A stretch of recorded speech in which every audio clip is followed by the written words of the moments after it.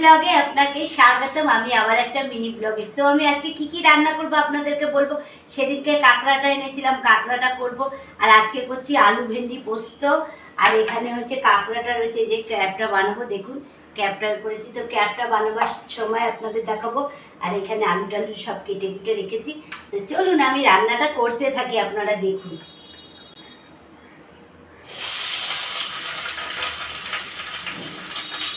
অল্প ভেন্ডি তো, তার জন্য অল্প অল্প আলু দিয়েছি, বেশি দিই।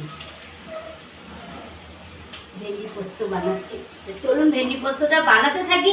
আবার রান্নাটা ভেন্ডি পোস্তটা করতে করতে আপনাদেরকে আবার দেখাবো।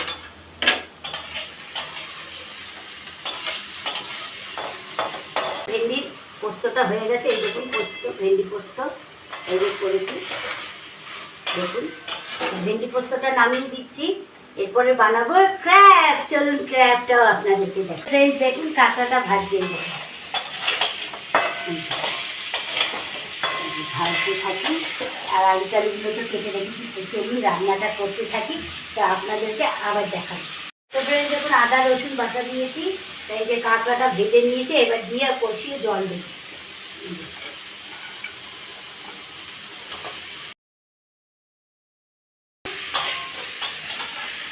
তো চলুন রান্নাটা করতে থাকি। তো ভিডিওটা এই পর্যন্ত যদি ভালো লাগে তবে লাইক শেয়ার সাবস্ক্রাইবটা করে দেবেন কিন্তু।